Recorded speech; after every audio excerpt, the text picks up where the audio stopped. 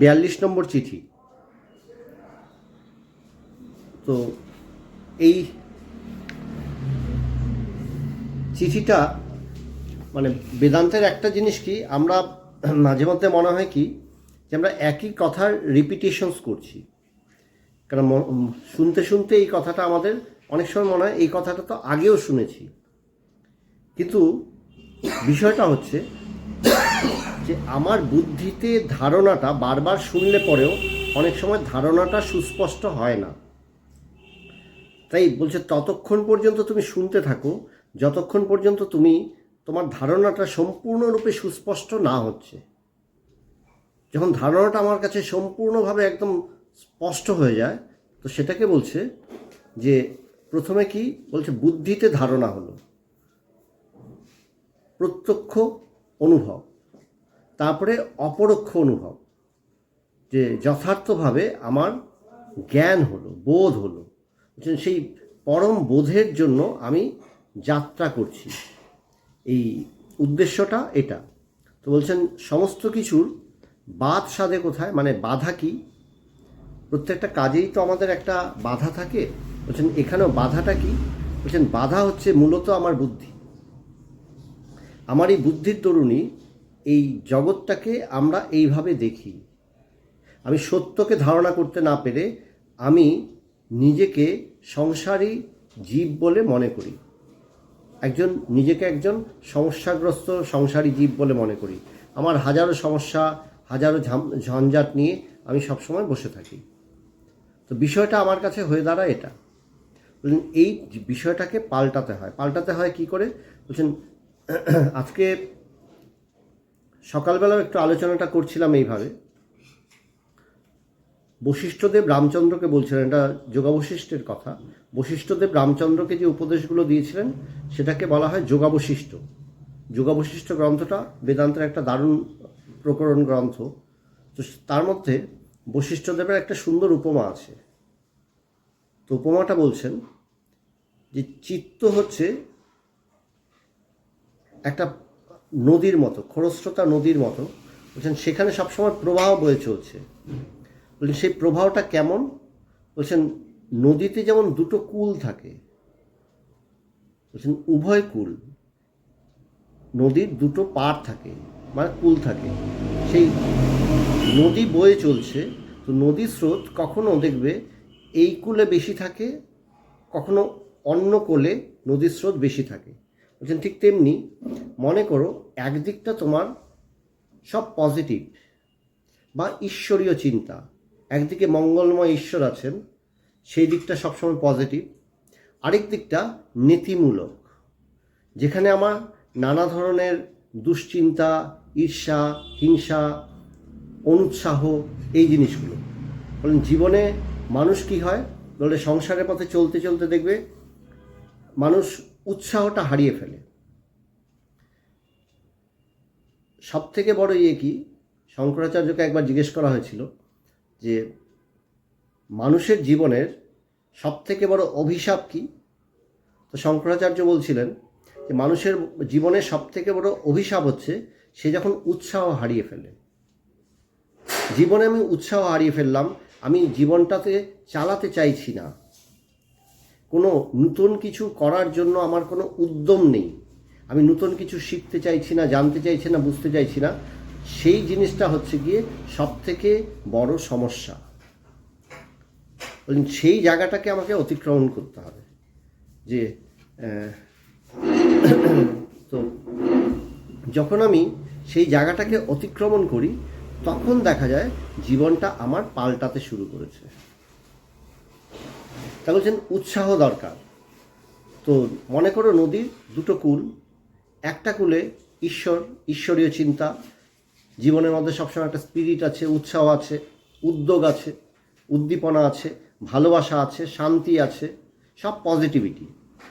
আরেকটা side negative, ঈর্ষা, হিংসা, দ্বেষ, অনুৎসাহ, এই সমস্ত কিছু, ভালো লাগে না কোনো কিছু করতে, নতুন কিছু জানতে চাই না, নতুন কিছু করতে চাই না। মনে হয় হ্যাঁ যা আছে ঠিক আছে, আমার জীবনে আমার ভাগ্য তো এইটুকুই, আমার ভাগ্যে ঈশ্বর আর এর বেশি দেননি, আমার দ্বারা আর কিছু হবে না, হয়ে গেছে, যা করার করে নিয়েছি। বললেন এইভাবে জীবনটাকে বেশিরভাগ মানুষ কাটিয়ে দেয়। তো বশিষ্ঠদেব রামচন্দ্রকে বলছিলেন যে এর থেকে মুক্তি পাওয়ার উপায় কি জানো? বললেন মুক্তি পেতে হলে তোমাকে বারবার গুরুসঙ্গ করতে হবে। বলে গুরুসঙ্গ কেমন? বললেন গুরুসঙ্গ করলে তোমার ভেতরে দেখবে স্পিরিটটা পাল্টাবে। যেমন ভগবান বলতেন যে একটা আগুন জ্বলছে, সেই আগুনের পাশে যখন তুমি বসো, সেই আগুনের তাপটা তোমার গায়ে লাগে, শরীরটা গরম হয়ে ওঠে। বলে ঠিক একইভাবে যখন আমি গুরুর কাছে গিয়ে বসি, তখন দেখা যায় আমার মনটার পরিবর্তন ঘটছে। গুরু আমাকে বেদান্ত শোনাচ্ছেন, ঈশ্বরীয় কথা শোনাচ্ছেন, তিনি আমাকে যাই শোনান, আমার মনের একটা পরিবর্তন ঘটে। পরিবর্তনটা কিভাবে ঘটে? বলছেন তখন দেখবে যেটা তোমার মনে হতো যে আমার জীবনে কিছু হয়নি, কিছু পাচ্ছি না, তোমার কোনো কিছু জানবার আকাঙ্ক্ষা নেই, নতুন কিছু করার ইচ্ছা নেই, হঠাৎ করে দেখবে তুমি নতুন করে উদ্যমী হয়ে উঠলে, তুমি কিছু করতে শুরু করলে। তো হঠাৎ কথা প্রসঙ্গে অনেক কথা মনে পড়ে। তো কিছুদিন আগে একবার আমি কৃষ্ণনগর ঘুরতে গেছিলাম। কৃষ্ণনগরে একটা গ্রামে গেছিলাম। তো কৃষ্ণনগর স্টেশনের মধ্যে দাঁড়িয়ে আছি, তো সন্ধ্যাবেলা ট্রেন ধরব। তো দেখি একজন মহিলা আমাকে জিজ্ঞেস করছে যে ঠাকুরের কাপড় কোথায় পাবো? তা আমি বললাম আমি তো একটা গ্রাম থেকে এসেছি স্টেশনে, এখানে কৃষ্ণনগর শহরে কোথায় কী আছে আমি জানি না। তো বলছে না না, আমাকে এক্ষুনি ট্রেনটা ধরতে হবে, ট্রেনটা ঢুকে যাবে, তাড়াতাড়ি বলুন কোন দোকানে যাব, কেন আমার এটা লাগবে। তাহলে হঠাৎ লাগবে বলে আরে না, ঠাকুরটাকে কিনেছি, কাপড় কিনতে ভুলে গেছি। আমি নবদ্বীপ থেকে ঠাকুর কিনে নিয়ে এনেছি, কাপড় কিনতে ভুলে গেছি, কাপড়টা লাগবে ঠাকুরের। তো তখন স্টেশনের মধ্যেই একটা স্টল আছে, তাই বললাম দেখুন ওইখানে দেখুন স্টলটা দেখুন, ওই স্টলে চলে যান, ঠাকুরের কাপড় পেয়ে যাবেন। তো স্টেশনের ওই স্টলে মহিলা দৌড়ে চলে গেল। তার এই যে উদ্যোগটা, হঠাৎ করে একটা উৎসাহ, বয়স্ক মহিলা, দেখে আমার অদ্ভুত সুন্দর লাগলো যে না, ঠাকুর নিয়ে যাচ্ছি, ঠাকুরের কাপড় তো নেওয়া হয়নি। সে দৌড়ে গেল, দৌড়ে গিয়ে কাপড় নিয়ে দেখলাম ট্রেনটাও তার মধ্যে ঢুকে পড়লো, সেও দৌড়ে দৌড়ে এসে ট্রেনটার মধ্যে উঠে পড়লো। এরকম আমাদের জীবনে হয়। বলছে কি বললেন, তুমি হয়তো তোমার কোনো উদ্যম নেই, কোনো উদ্যোগ নেই, তুমি স্থির বসে আছো, বলে যে ঠিক আছে হচ্ছে হবে, এটা মোটেও আমার দায়িত্ব না, যার দায়িত্ব সে কাজ করবে। বলুন তুমি যে গুরু সান্নিধ্যে গেলে, ঈশ্বর সান্নিধ্যে গেলে, হঠাৎ দেখলে তোমার মনের মধ্যে পরিবর্তন ঘটলো। তোমার মনে হলো না এই কাজটা তো আমারই, ঈশ্বর আমাকেই পাঠিয়েছেন এই কাজটা করার জন্য। তুমি উদ্যমী হয়ে উঠলে এবং তুমি দেখছো যে তোমার ভেতরে সেই শক্তি প্রচণ্ডভাবে ক্রিয়াশীল। তুমি দেখছো তোমার মাধ্যম দিয়ে কাজটা হচ্ছে। বললেন এটা কি? বলছেন এই যে তার সাথে কানেকশন হয়ে যাওয়া। বলছেন ঈশ্বরকে যদি আমরা সেই পরম শক্তি বলে মনে করি, সেই পরম শক্তি, সেই শুদ্ধ শক্তির সাথে আমি কানেক্টেড হয়ে যাচ্ছি। তো ভগবান বলতেন যে সবসময় আমরা প্রত্যেকেই তার সাথেই কানেক্টেড। সেই পরমাত্মাই আমরা, স্বরূপত সেই পরমাত্মাই। আমি সেই শক্তিটা আমার ভেতর দিয়ে প্রবাহিত হচ্ছে, কিন্তু কি আমি সেটা বৃথা ক্ষয় করে দিচ্ছি, ড্রেইন করে দিচ্ছি। আমার শুধু ড্রেইন হয়ে যাচ্ছে, এদিক ওদিক নানান দিকে ড্রেইন হয়ে যাচ্ছে। বলছেন এই শক্তিটাকে আমাকে ধারণ করতে হবে। এই শক্তিটাকে ধারণ করব কি করে? তো বলছে যে তুমি নিত্য বেদান্ত চর্চা করো, আরও বেশি বেশি করে সৎসঙ্গ করো। তাতে কি হবে? তোমার ভেতরে দেখবে এই জিনিসটা, এই যে উভয়কুল বাহিনী বলছেন চিত্ত নদী উভয়কুল বাহিনী। বশিষ্ঠদেব রামচন্দ্র বলছেন যে জানবে রামচন্দ্র, এই চিত্ত নদী হচ্ছে উভয়কুল বাহিনী। চিত্ত কি? বলছেন যেখানে আমাদের সমস্ত ভালো লাগার স্মৃতিগুলোকে আমরা ধারণ করি, ভালো লাগা অনুভবগুলোকে ধারণ করে রাখি স্মৃতিরূপে, সেটা হচ্ছে আমার চিত্ত। যে এটা আমার ভালো লাগে, এটা আমার পছন্দ, সেই ভালো লাগার স্মৃতিটাই আমাকে পরবর্তী জিনিসটা পেতে উদ্যমী করে। তো বলছেন উভয়কুল বাহিনী কেমন? বললেন এখানে আমার বিষয় অনুরাগও বাড়ায়। বলে বিষয় অনুরাগ, যে হ্যাঁ আজকে আমার একটা আইসক্রিম খেয়ে ভালো লাগলো, আইসক্রিমটা আমি যে দোকানে খেয়েছি তারপরে পরের দিন ওই দোকানে গেলাম, দেখলাম একটা নতুন মিষ্টি এসছে। তো আগের দিন যেহেতু এই দোকানের একটা প্রোডাক্ট খেয়ে আমার ভালো লেগেছে, পরের দিন ওই দোকানে গিয়ে আমার মনে হলো না ওই জিনিসটা একটু খেয়ে দেখি। সেই যে স্মৃতিটা, ভালো লাগা স্মৃতিটা আমাকে কি করলো, আবার একটা নতুন কিছু পেতে আস্বাদ করতে উদ্যোগী করলো। তো বলছেন এখানে কিন্তু একটা উদ্যম হলো, কিন্তু কি বিষয় অনুরাগ। ঠিক তেমনি বলছেন একই উদ্যম, বলছেন ঈশ্বর অনুরাগ যদি তোমার বাড়ায়, সত্যের অনুরাগ যদি তোমার বাড়ায়, বলে তবে জীবনটা অন্যরকম হয়ে যায়। সে বিষয় অনুরাগে কি হয়, বলে তুমি বিষয় থেকে আরও বেশি বিষয়ী হবে, এবং সেই বিষয়ে যেতে যেতে কি হবে, তোমার ভেতরে শান্তি আনন্দ তাড়াতাড়ি ড্রেইনড হতে শুরু করবে। তুমি যখন ঈশ্বরীয় অনুভবে ঢুকবে, তখন তুমি দেখবে তোমার ভেতরে সেই আলোটাকে তুমি যেন অনুভব করতে পারছো, তোমার ভেতরে সেই স্পিরিটটাকে অনুভব করতে পারছো, সবসময় সেই শক্তিটাকে, পরম শক্তিটাকে অনুভব করতে পারছো। তখন তোমার মনে হবে গুরু আমাকে সবসময় ধরে রেখেছেন, তিনি আমাকে বেপথে চলতে দেন না, একটা পা এদিক ওদিক ফেলতে দেন না, ভেতরে সবসময় ধরে রেখেছেন। এবং কি বলে, ভেতরে তুমি সবসময় একটা উদ্যম অনুভব করবে, তুমি হতাশ হয়ে পড়বে না। এই জগতের মধ্যে কি বলছেন, বেশিরভাগ লোক কি হয়, যে এই মেঘ ডাকছে বাইরে বেরোবো না, আকাশে মেঘ করেছে একটু পরে বৃষ্টি নামবে বাইরে বেরোবো না। আর তোমার যদি উদ্যমী হও তখন কি হবে, হ্যাঁ আকাশে মেঘ ডেকেছে তো কী হয়েছে, পুরো কালো হয়ে গেছে, বৃষ্টি নামলো বলে ছাতা আছে, ছাতা নিয়ে বেরোবো, আমাকে করতে হবে, আমাকে যেতে হবে। যদি করতে হয় যেতে হয় তখন তুমি মাঠে নেমে পড়বে, বলে বৃষ্টি হয়েছে তো কী হয়েছে, করব। তখন তুমি দেখবে যে ঈশ্বরীয় শক্তি তোমার সাথে সাহায্য করছে। জীবনের প্রত্যেকটা ক্ষেত্রে এইটাই সত্য। তো এখানে বিষয়টা এরকম, এই চর্চাটার মূল নীতিটা কি, যে চর্চাটা কেন বেশি বেশি করে করি, চর্চাটার উদ্দেশ্যটা কি, যে আমার ভেতরের এই যত বেশি আমি সৎসঙ্গ করব, যত বেশি আমি এই চর্চাটা করব, বেদান্ত চর্চা করব, ততই দেখব আমি নিজের ভেতরে সবসময় একটা উদ্যম অনুভব করছি। সেই উদ্যমই তোমাকে বাস্তবিক শান্তি এনে দেবে। বলে তুমি বিষয়ের মধ্যে থাকো, দেখবে জিনিসটা আস্তে আস্তে পচে যাবে। তো ভগবান বলতেন, পুকুর দেখবি, যে পুকুরে কোনো নড়াচড়া নেই, একটা ছোট্ট পুকুর, আস্তে আস্তে পুকুরটা এদো পুকুরে পরিণত হয়, জলটা পচে যায়, সেখানে কিছুই হয় না। কিন্তু যে নদীতে সবসময় জল বয়ে যাচ্ছে, বললেন সেখানে দেখবি সবসময় তাজা ফ্রেশ ওয়াটার।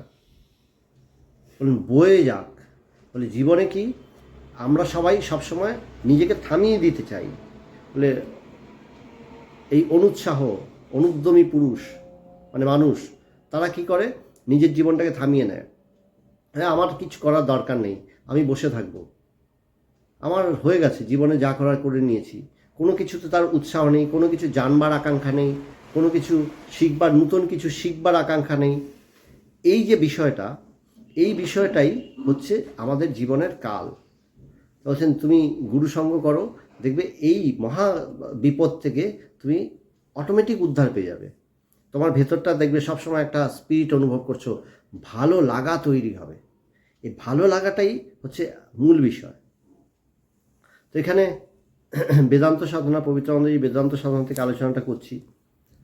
তো পবিত্রানন্দজি শুরু করছেন, এটা 42 নম্বর চিঠি পবিত্রানন্দজির। শ্রী রামকৃষ্ণ শরণম, পুরুলিয়া, 21শে জানুয়ারি 1984।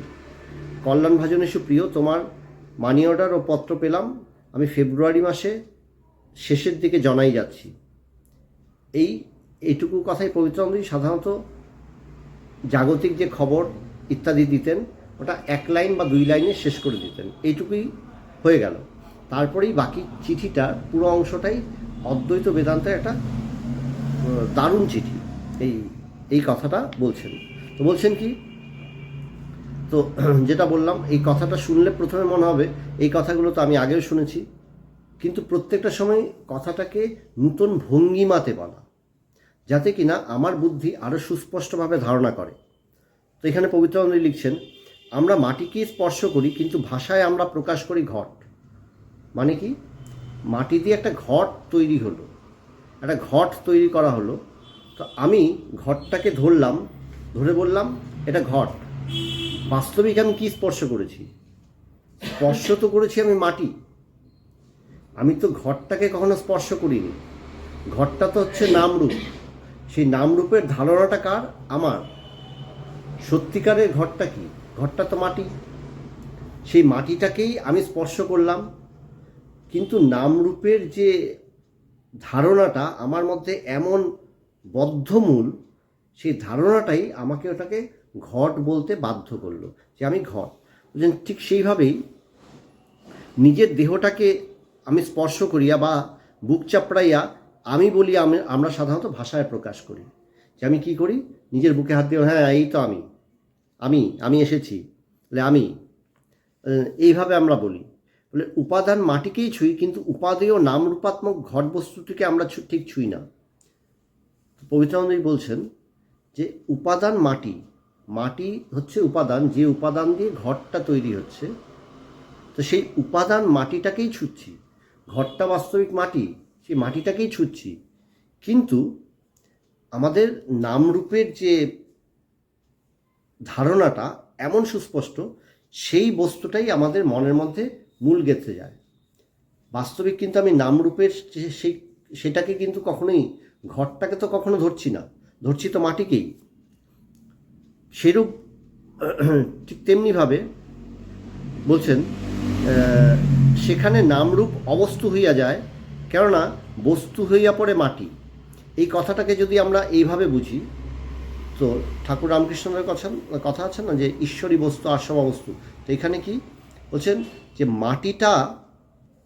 মাটিটাকেই তো ছুটছি, মাটিটাই হচ্ছে মূল বস্তুটা।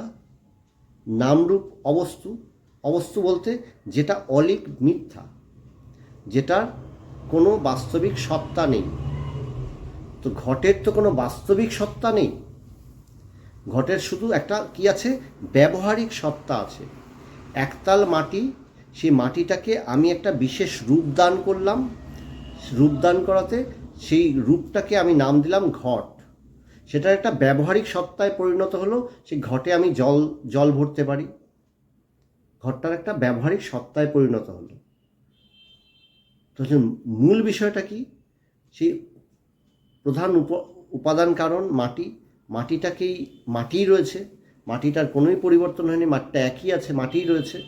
বলছেন সেটাই হচ্ছে কি সত্য। এখানে অবস্তু বলছেন ঘটটা বাস্তবিক অবস্তু মিথ্যা। অবস্তু বলতে যেটা আরোপিত, কল্পিত।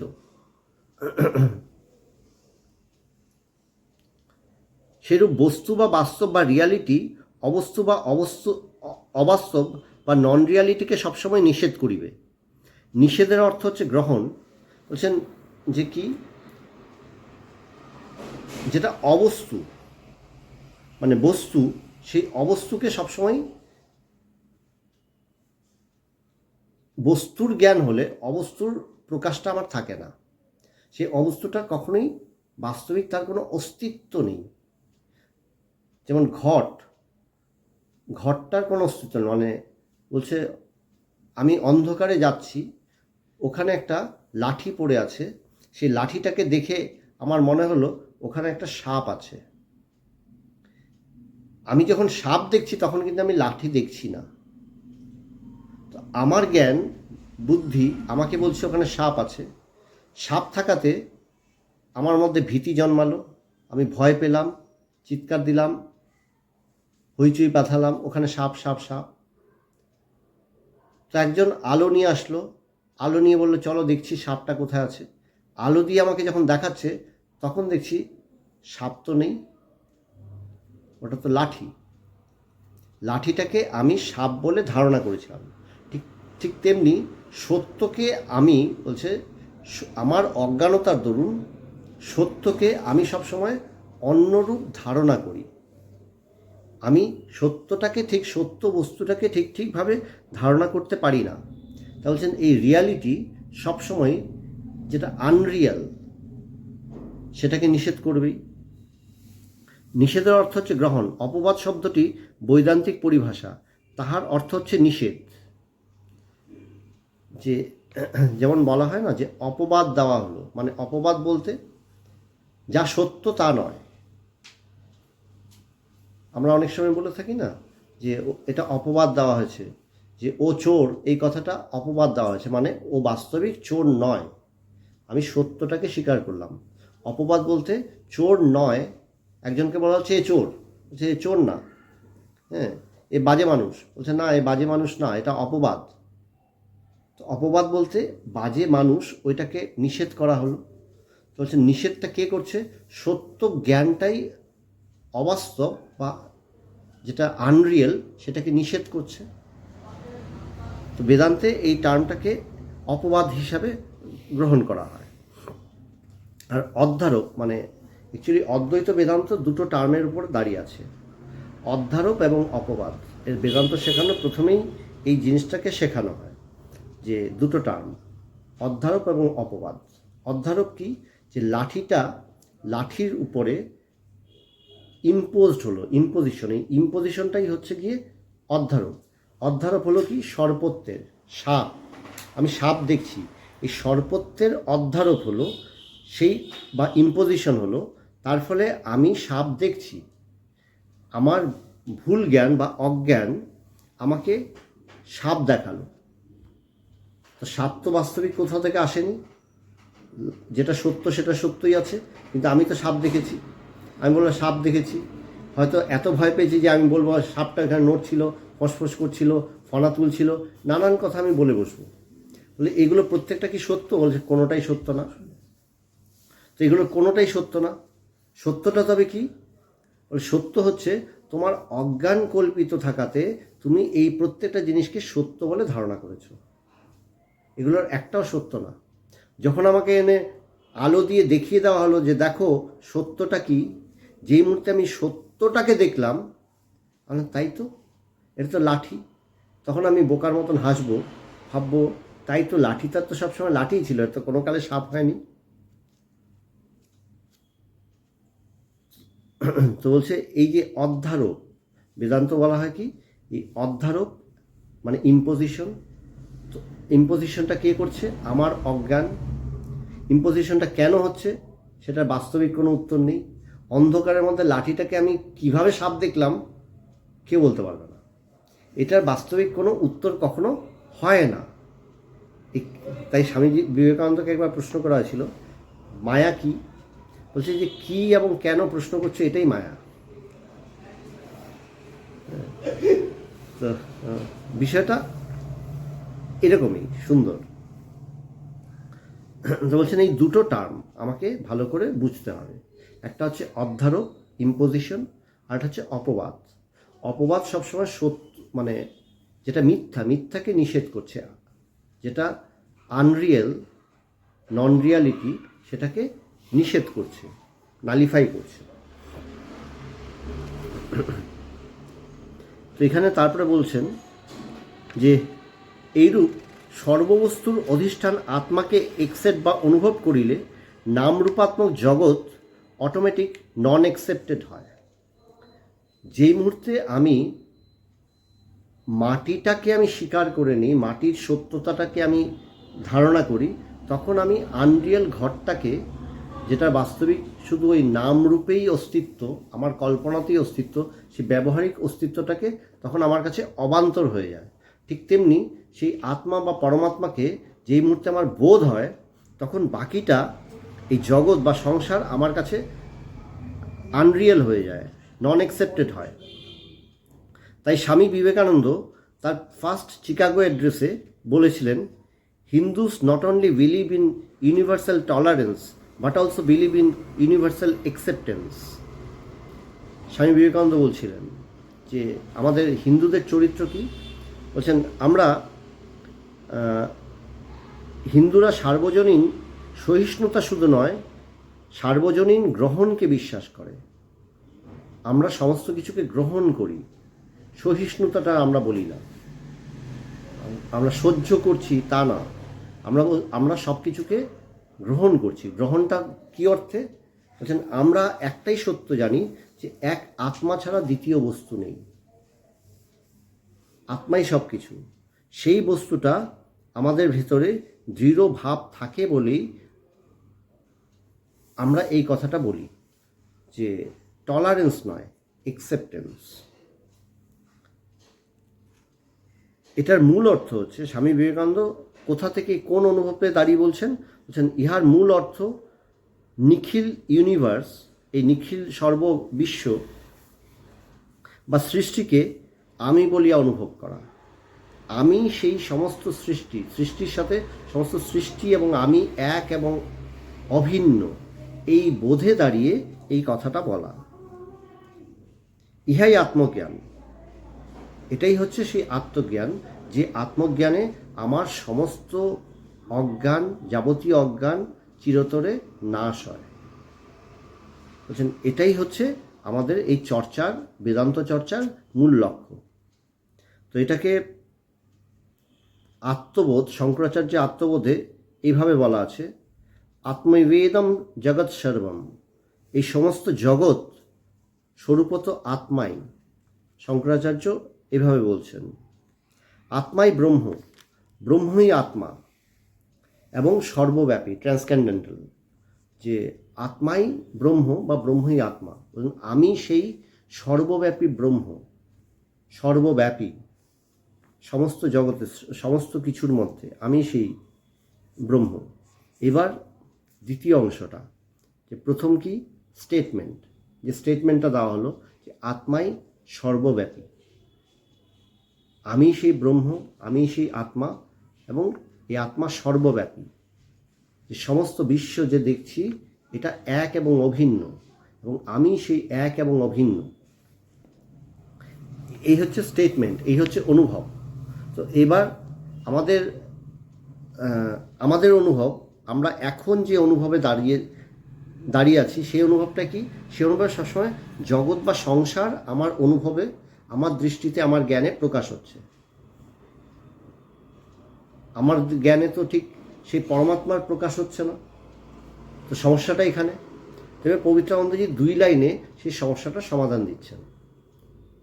তো লিখছেন, আমি জানিতেছি ঘট, মানে আমি ঘট জানছি। তো আমি ঘটটা কিভাবে জানছি? জ্ঞানের সাহায্যে আমি ঘটটা জানছি। তো আমি, জ্ঞান এবং ঘট। তো জ্ঞান কি করছে? আমার এবং ঘটের মাঝখানে সম্বন্ধ স্থাপন করাচ্ছে। আমাকে এবং ঘটকে দুটোর মধ্যে সম্বন্ধ স্থাপন করাচ্ছে কে? জ্ঞান। তার ফলে আমি এবং ঘট দুটো আলাদা হচ্ছে। যেহেতু 2 তৈরি হচ্ছে, অটোমেটিক ব্যবহার সম্পন্ন হচ্ছে। যেই বিষম সত্তাক হলো, 2 আলাদা বস্তু হলো, এবার ব্যবহার সম্পন্ন হচ্ছে। কিন্তু এখানে রহস্যটা কি? রহস্যটা হচ্ছে জ্ঞান আমি ও ঘটকে, জ্ঞান আমি ও ঘটকে কনজয়েন বা যুক্ত করছে, কিন্তু আমি ও জ্ঞান বস্তুটি বিভিন্নতা থেকে যাচ্ছে, যেহেতু আমি স্বয়ং জ্ঞান এটা উপলব্ধি হচ্ছে না। আমি জ্ঞান এইভাবে যেহেতু অনুভব করতে পারছি না, তাই আমি আর জ্ঞানের দ্বারা প্রকাশিত যে বস্তু দুটো আলাদা, এভাবেই আমি দেখছি। তাই আমার ব্যবহার থাকছে, ব্যবহারিক জগৎ থাকছে। কিন্তু যেইমাত্র এই সত্যটা ধরবো যে আমি সেই জ্ঞান, আমি সেই শুদ্ধ জ্ঞান, আমি সেই কনসাসনেস, এইটা যেই বোধ হবে, তখন আলাদা করে আর সংসার থাকছে না। সেই জন্যই জ্ঞান শত্রুতা করছে। তাই লেসার ট্রুথ, এই জ্ঞানটাকে বলা হয় লেসার ট্রুথ। এই যে সংসার কি যেটা বলা হয়, যে কথাটা বলা হয় যে man is marching from truth two truth, not from error two truth. তুমি সত্য থেকেই, আমাদের যাত্রা কি? সত্য থেকে সত্যে, আরও বেশি সত্যে। আমাদের যাত্রা সবসময় সত্য থেকে আরও বেশি সত্যে যাত্রা হচ্ছে। এটা নয় যে মিথ্যা থেকে সত্যে যাত্রা হচ্ছে। না, মিথ্যা নয়, লেসার ট্রুথ। এই সংসারটা কি? ভুল জ্ঞান বা লেসার ট্রুথ। সেখানে সত্য আছে, কিন্তু সেই লেসার ট্রুথ, বড় জ্ঞানটা নেই। বড় জ্ঞানটা কি? যেটাতে সব থেকে সমাধান, সব কিছুর সমাধান। তুমি এই লেসার ট্রুথে থাকবে, বা ধরো কম আলোতে যদি আমি পড়তে যাই, আমি দেখব একটা লেখা না ভালো করে পড়তে পারছি না, ভালো করে দেখতে পাচ্ছি না, একটা জিনিসকে ভালো করে দেখতে পাচ্ছি না, চিনতে পারছি না। হ্যাঁ, তো যেই আবার আলোটা বাড়িয়ে দেওয়া হলো, জিনিসটা চিনতে সুবিধা হবে, লেখাটা পড়তে পারবো, সেটা সাধারণভাবে প্রকাশ হয়। ঠিক একইভাবে আমার জ্ঞানটার যদি প্রকাশ ঠিকভাবে না হয়, আমার জ্ঞানের প্রকাশের অভাবেই আমি সত্যটাকে কিছুতেই দর্শন করতে পারি না, বুঝতে পারি না, ধারণা করতে পারি না। তাই বলছে কি, এই সে সংসারের বোধ হচ্ছে, সংসার দর্শন করছি, এই সংসার বোধ এটা হচ্ছে লেসার ট্রুথ। আর এই সত্য হচ্ছে, মূল সত্য হচ্ছে যখন সেই আমি, সেই জ্ঞান, আমি সেই কনসাসনেস, এটা জানাই হচ্ছে মূল। তখন আমি কি জানি, আমি এক অভিন্ন আত্মাই, আত্মা ছাড়া আর কিছু না। এই বলে পবিত্রানন্দজি চিঠটা শেষ করছেন। ভালো আছি, শুভেচ্ছা জানবে। তারপরে আবার একটা কথা লিখছেন, বলছেন সর্বকর্তৃত্বের অপবাদ হয় সুষুপ্তিতে, কিন্তু সর্বভাষক জ্ঞান বা বিশুদ্ধ আমির লোপ হয় না। বলছেন এটা মননের জন্য আবার এই কথাটা লিখে দিলেন, যে সুষুপ্তি অবস্থাটাকে ভালো করে দেখো, বিচার করো।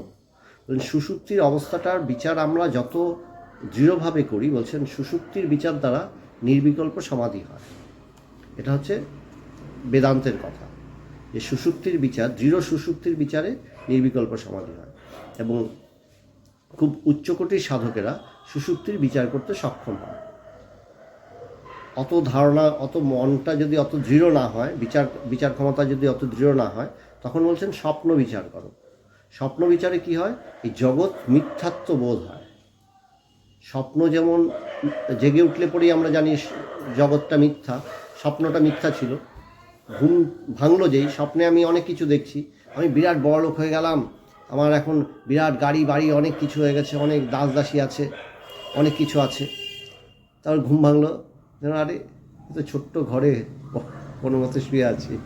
হ্যাঁ, সকাল হলেই মনে হবে আমার তো এটা নেই, ওটা নেই।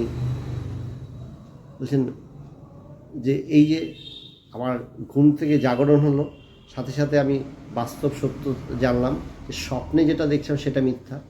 বলে স্বপ্ন বিচার দ্বারা ঠিক তেমনি তুমি জানবে এই এই যে যেটাকে আমরা জীবন বলি বা জাগ্রত অবস্থা বলি, এটাও একটা অসুখ।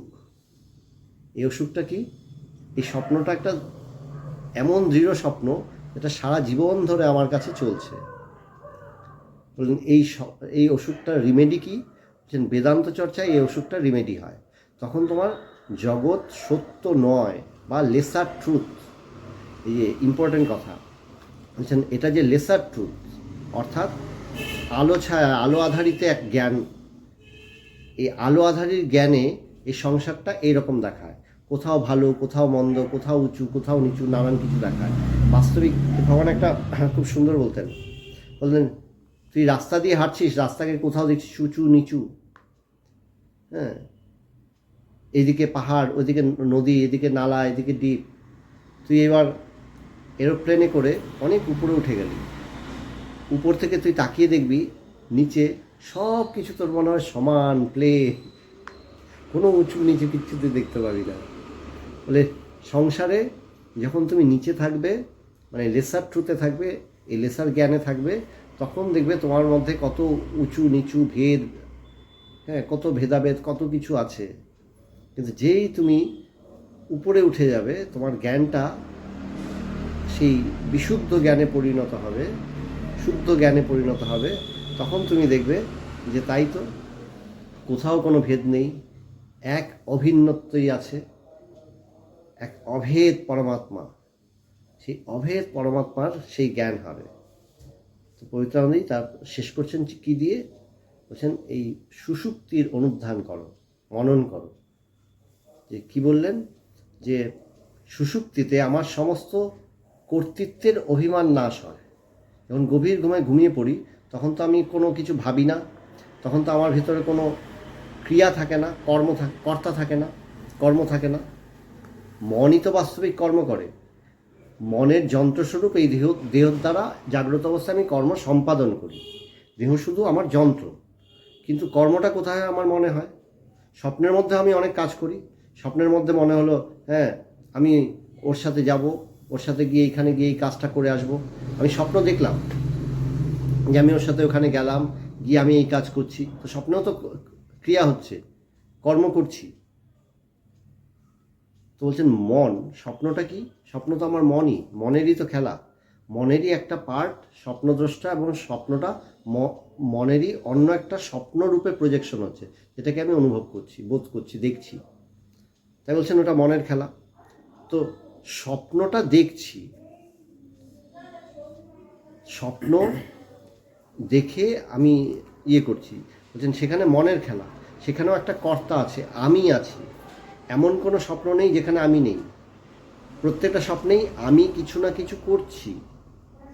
আমি এখানে যাচ্ছি, ওর সাথে কথা বলছি, এই করছি সেই করছি, সবসময় আমি আছি। বলুন, যখন তুমি গভীর ঘুমে ঘুমিয়ে পড়লে, সুষুপ্তিতে চলে গেলে, সেখানে সর্বকর্তৃত্বের অবসান ঘটে। সেখানে আমি আর কিছু করছি না, সেখানে মনটাই পুরো ঘুমিয়ে পড়ে। তা বলছেন সর্বকর্তৃত্বের অবসান ঘটে। কিন্তু সর্বকর্তৃত্বের অবসান যেখানে ঘটছে, সেখানে কোনো কর্তা নেই, আমার ভেতরে কোনো কর্তা ভাব নেই, তাই কোনো কর্মও নেই। সেখানে জগৎ সম্পূর্ণ অদৃশ্য, সেখানে কিছু হচ্ছেও না। গভীর ঘুমে ঘুমিয়ে পড়লাম সুষুপ্তিতে, ওখানে কিছুই নেই, কোনো কিছুর বোধ নেই, আমার দেহের বোধ নেই, মনের বোধ নেই, কর্তৃত্ব অভিমান নেই, কিছুই নেই। কিন্তু সেখানেও কিন্তু সেই জ্ঞান চিরজাগ্রত। বলছেন সেখানেও সর্বভাষক জ্ঞান বা বিশুদ্ধ আমি কোনো লোক কিন্তু পাচ্ছে না। যে সর্বভাষক যে জ্ঞান, মানে যে জ্ঞানের দ্বারা সমস্ত কিছু উদ্ভাসিত, এমনকি আমার অজ্ঞানও উদ্ভাসিত। যখন আমি কিছু জানি না, আমি ঘুম থেকে উঠে কি বললাম, আমি স্বপ্ন দেখিনি, আমি কিছু জানি না। তখন কি হয়েছিল? বলছেন খুব শান্তিতে ঘুমিয়েছি, তখন স্বপ্ন দেখিনি, আমি কিছু জানতেও পারিনি। যে এই যে তাই বলছেন সর্বভাষক জ্ঞান, সেই সর্বভাষক জ্ঞানের কিন্তু তখনও লোপ পায়নি, সেই সুষুপ্তি অবস্থাতেও ছিল। তো তাই বলছেন যে এটা মনন করো, তুমি সেই সর্বভাষক জ্ঞান, এক এবং অভিন্ন পরমাত্মা, এই বোধটা করো। বলছেন এইটাই হচ্ছে বিচার পদ্ধতি। এই বিচারের মাধ্যমে করতে করতে আস্তে আস্তে আমাদের এই চরম বোধ হয়, সেই সেই অভেদ পরমাত্মা নিয়ে। বলছেন সেই পরমাত্মার সাথে তখন অভেদ জ্ঞান হয়। এই হচ্ছে আজকের আলোচনা।